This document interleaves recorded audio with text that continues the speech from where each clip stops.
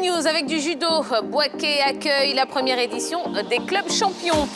La Côte d'Ivoire abritera dans quelques mois le premier grand tournoi international des clubs de judo.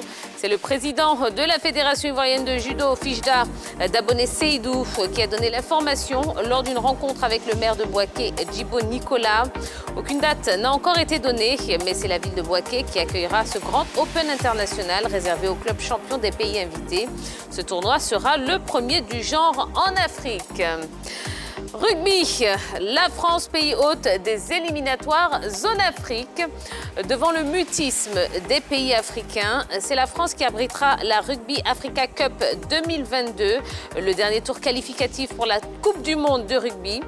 Cette ultime bataille pour le billet du mondial prévu en France en 2023 regroupera les 8 meilleures équipes africaines, dont la Côte d'Ivoire. Le tournoi à élimination directe se déroulera la première quinzaine de juillet avec 4 quarts de finale. Les 4 vainqueurs de poule, Namibie, Sénégal, Ouganda et Zimbabwe, rencontreront respectivement le Burkina Faso, l'Algérie, le Kenya et la Côte d'Ivoire. S'en suivront les demi-finales et la finale tant attendue.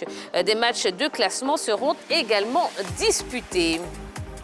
Du tennis, Federer veut revenir en 2022. Roger Federer a confié qu'il comptait participer à la Laver Cup de l'an prochain à Londres. Et puis, notre page football commence avec Quasi-Foot qui remporte le 13e tournoi de Yopougon. La 13e édition du tournoi de football de la municipalité de Yopougon a été remportée par l'équipe de Quasi-Foot, vainqueur sur le score de 2-0 de la Renaissance Football Club de Tiasalé. Ce tournoi réservé aux jeunes talents âgés de 14 à 21 ans a regroupé 32 équipes qui se sont affrontées du 7 août au 12 septembre 2021 à Yopougon. A noter que la compétition s'est déroulée sous le parrainage de Franck-Yannick Caissier et avec le soutien de Gilbert Kafana, maire de la commune de Yopougon. Sol FC en préparation à Yamoussoukro. Le Star Olympique Football Club d'Abobo, Sol FC, s'est retiré à Yamoussoukro depuis quelques jours pour sa préparation d'avant-saison. Avec un effectif de 35 joueurs, l'entraîneur Conan Roland multiplie les ateliers et les matchs tests.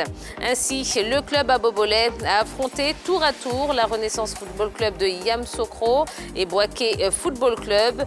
Deux rencontres soldées respectivement par un nul, un but partout et une victoire 1-0. C'est à l'issue de ce stage de 2 semaines que Sol FC arrêtera sa liste définitive de la saison 2021-2022. Et puis terminons avec cette information. Un prince cambodgien candidat à l'achat de Saint-Étienne.